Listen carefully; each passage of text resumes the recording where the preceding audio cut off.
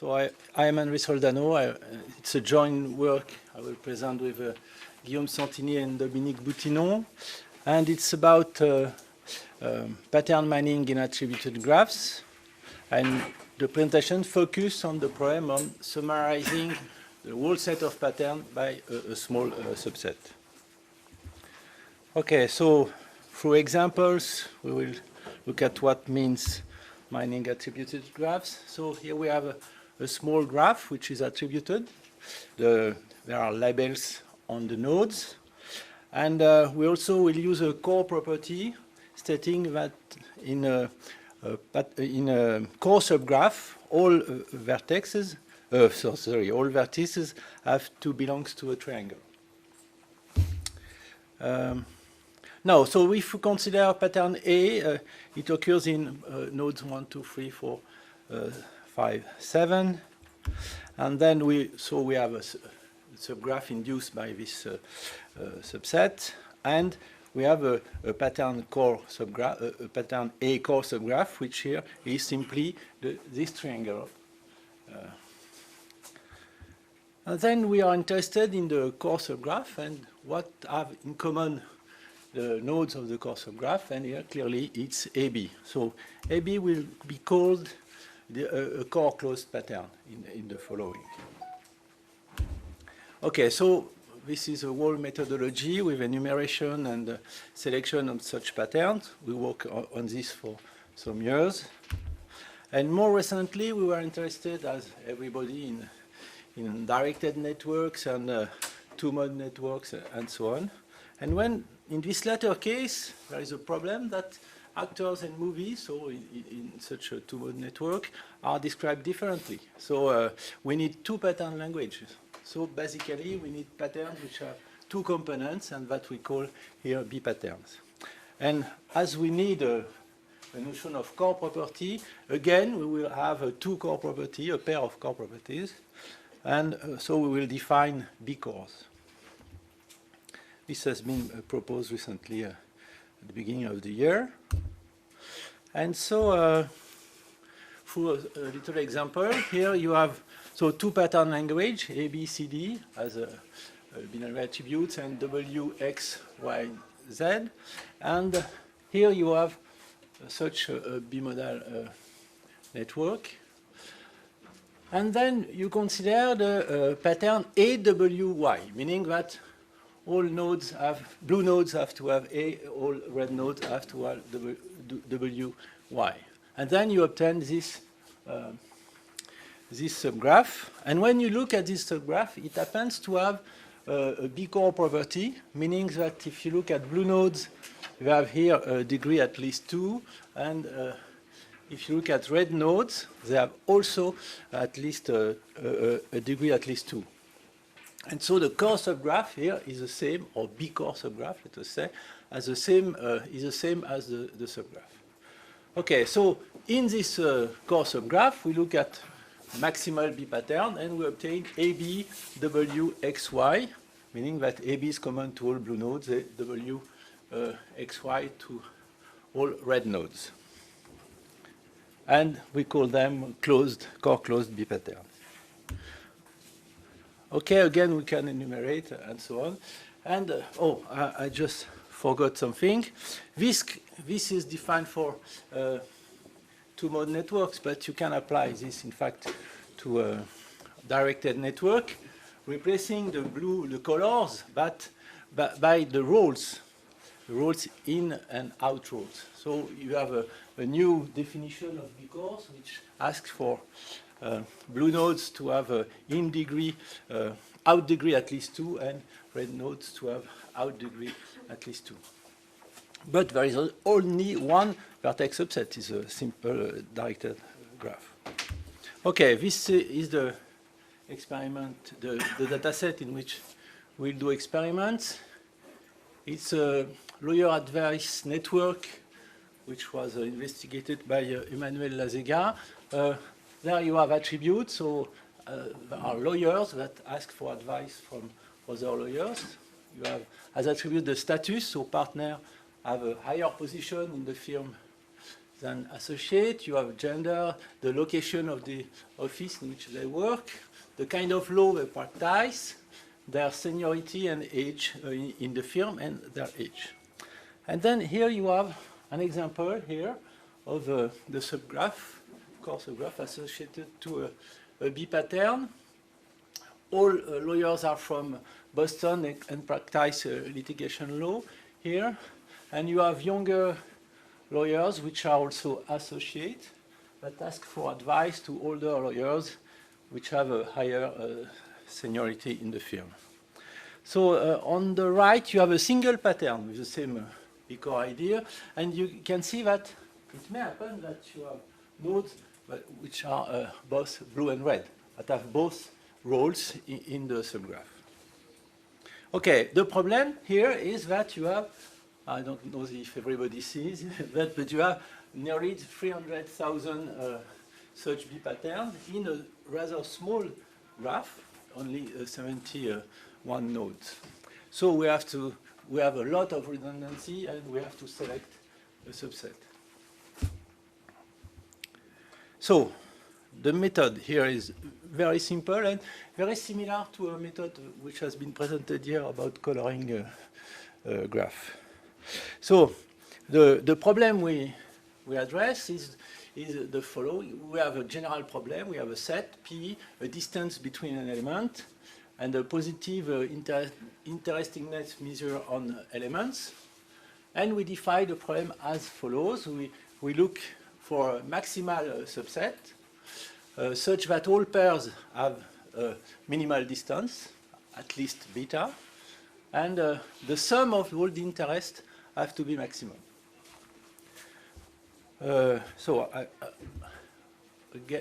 Here you have a sketch of the algorithm, which is a simple greedy algorithm, again very similar to the one that was presented yesterday. And basically you order the pattern according to a decreasing value of the interestingness measure, and then you select the maximal subset. So how to apply this to our problem? We need a distance. So first look at simple patterns. The distance between two patterns will be simply the Jacquard distance between their cores. And so two patterns will be distant if you have a small overlap, basically. And on B patterns, it's the same definition, except that you require two B patterns to be distant if they have a small overlap on both components. So to maximally reduce redundancy. Okay, now we need also interestingness measure. So I will consider the following here. The first is local modularity. When you divide the graph between the core and the core subgraph and the rest of the graph, you obtain some modularity, and this is a contribution of the core. So this is an interestingness measure that takes into account both internal links and external links. And here you have another measure which considers only internal links, which is the deviation to the expected core size. So we need to have some random simulation process and compute this expected core size. And then we are also interested in inhomogeneity, because we are interested in looking at B pattern in which the two components are very different. So to look at some heterophily, to speak like that, in the network. So we will use both deviation and local modularity as interestingness measure to order the B patterns, and we will look at the covering. Are all the vertices covered by at least one pattern? The redundancy ratio, which is the average proportion of patterns in which who occurs in some vertex, and of course the mean core support, the mean core size. Okay, so let us have a look at the experiment. here you have beta, which increase, and you see that there is, of course, a very strong decrease on the number of patterns, but still the covering is good. There is 71 nodes in the graph, except for the beta equal 0. You have a rather stable redundancy ratio, and again, a stable core size, which is smaller. This is a property, in fact, of deviation, but we'll speak of this maybe later. So now in practice, you often have a first idea. You want to have a B pattern with a high inhomogeneity, with a large deviation, and you apply some constraint here, which is moderate about local modularity. Then you have only 2,000 patterns. Okay, but still there is a lot of redundancy, and you can apply pattern set selection to obtain only 4 of them, which are described and displayed there. So you have first lawyers from Hartford, with young lawyers asking for advice to partners. You have Boston lawyers which practice litigation with same kind of difference between the two components. Then you have the corporate law lawyers that practice corporate law there.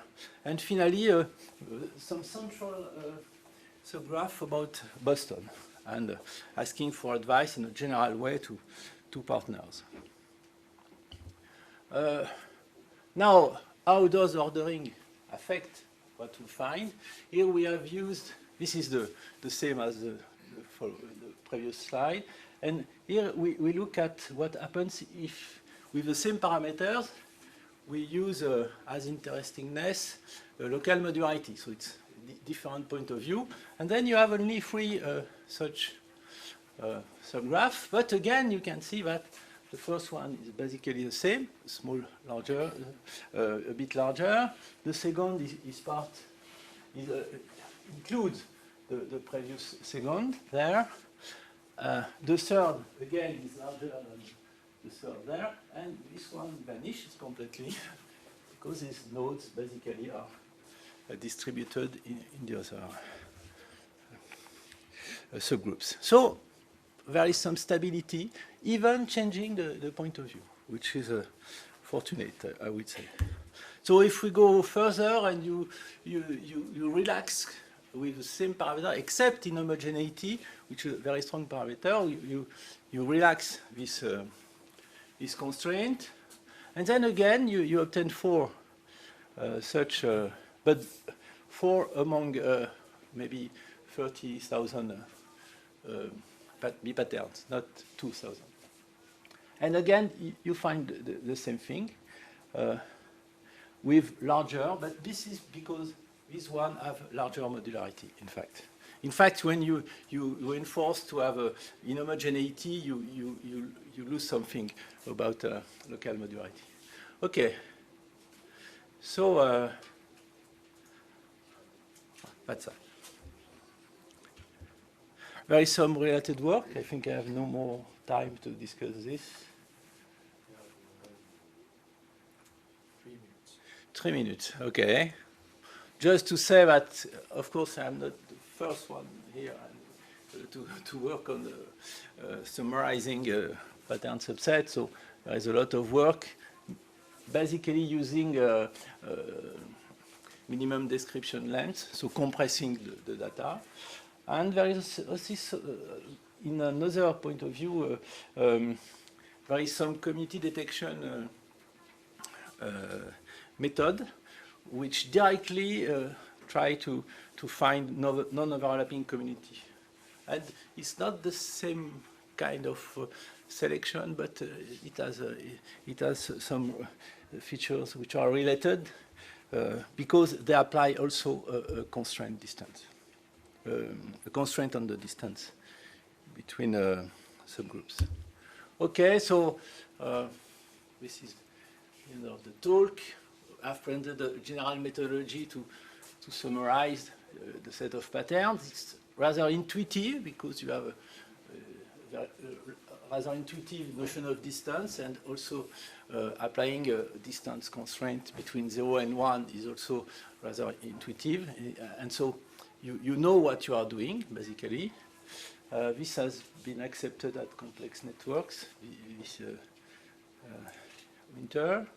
And of course, there are some scalability issues, basically because if you have a large graph, computing a Jacquard distance may become heavy. So you have to have some approximation using, for instance, bottom sketch and techniques like that. And of course, this does not answer the general question, which have to be my selection criteria, which is an interesting distance threshold, and how, in a general way, help people, practitioners, to navigate in this space of patterns to obtain what they are interested in. And our work now focuses on using even richer networks, multi-layers, works with networks with attribute on edges, interaction graphs, or spatial networks. And we have a postdoc on these precise topics now. Okay, thank you for your attention. You have questions? Thank you. Is there any question?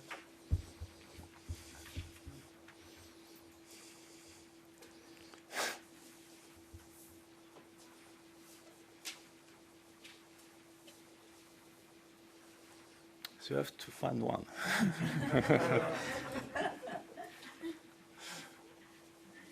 So I have some confusion between